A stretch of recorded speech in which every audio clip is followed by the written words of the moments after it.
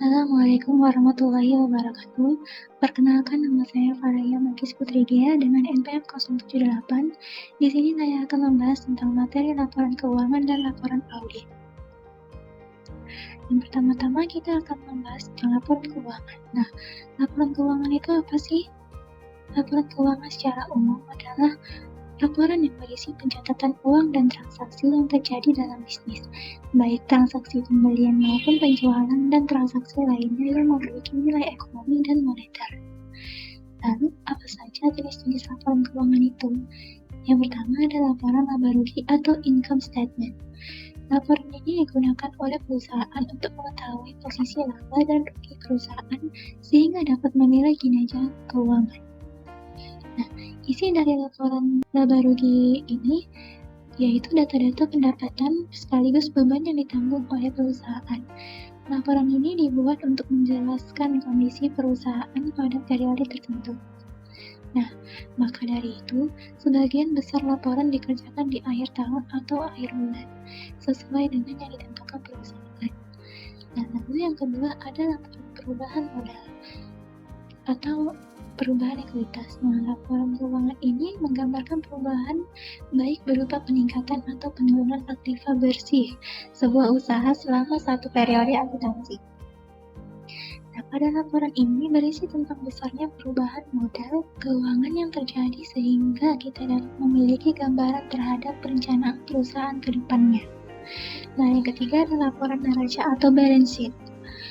Laporan keuangan ini sederhana, yang terdiri dari beberapa informasi yang menunjukkan posisi dan informasi keuangan sebuah usaha atau perusahaan. Lalu, dalam laporan neraca ini, kita akan melihat informasi tentang aset, kewajiban, dan modal perusahaan secara lengkap dan rinci. Dan yang keempat ada laporan arus kas atau cash flow statement. Laporan ini memberikan informasi tentang aliran kas yang masuk dan keluar pada seluruh usaha. Nah, laporan arus kas juga berfungsi sebagai indikator untuk memprediksi arus kas di periode yang akan datang. Lalu yang kelima, ada catatan atas laporan keuangan atau CALK. Catatan laporan keuangan ini salah satu jenis laporan keuangan suatu entitas perusahaan atau usaha. Nah, laporan ini sebenarnya tidak wajib dibuat, tetapi biasanya perusahaan yang membuat catatan atas laporan keuangan ini adalah perusahaan-perusahaan dengan berskala besar atau perusahaan yang sudah go publik. Selanjutnya, laporan keuangan juga memiliki fungsi yaitu yang pertama, untuk evaluasi kondisi perkembangan bisnis dan usaha. Yang kedua, untuk menilai kondisi bisnis, apakah perlu modal tambahan. Yang ketiga, sebagai laporan pertanggungjawaban kepada stakeholder.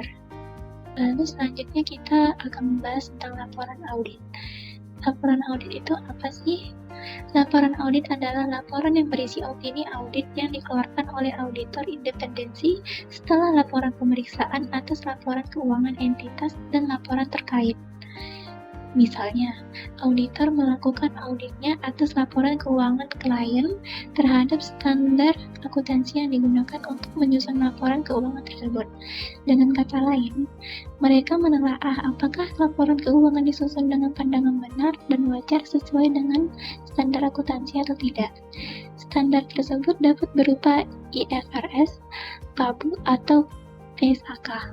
Setelah menyelesaikan pengujian mereka, auditor kemudian menerbitkan laporan audit atas laporan keuangan yang baru saja mereka audit. Laporan ini juga akan memasukkan opini mereka atas laporan keuangan. Lalu, laporan audit juga memiliki fungsinya yaitu digunakan oleh banyak pemangku kepentingan termasuk manajemen entitas, dewan direksi, pemegang saham, investor, bahan pemerintah, bank, dan banyak lainnya. Dalam kebanyakan kasus, laporan audit dikeluarkan untuk mencakup laporan keuangan selama 12 bulan periode 1 tahun. Lalu kita masuk ke dalam tahapan untuk membuat laporan audit. Yang pertama yaitu meminta dokumen keuangan, yang kedua mempersiapkan rencana audit, yang ketiga menjadwalkan rapat terbuka, yang keempat melakukan kerja lapangan di lokasi, yang kelima menyusun laporan, dan yang keenam menyiapkan pertemuan penutupan. Lalu selanjutnya, opini audit juga memiliki jenis-jenisnya, yaitu yang pertama, Opini wajar tanpa pengetahuan atau unqualified opinion. Yang kedua, opini wajar dengan pengecualian atau qualified opinion. Yang ketiga, opini wajar tanpa pengecualian dengan paragraf penjelasan atau modified unqualified opinion. Yang keempat, opini tidak wajar atau adverse opinion. Dan yang kelima yaitu opini tidak menyatakan pendapat atau disclaimer of opinion. Baiklah, mungkin sekian dari presentasi saya. Mohon maaf jika ada kekurangan kata atau salah kata. Mohon dimaklumkan. Saya tutup dengan wassalamualaikum warahmatullahi wabarakatuh.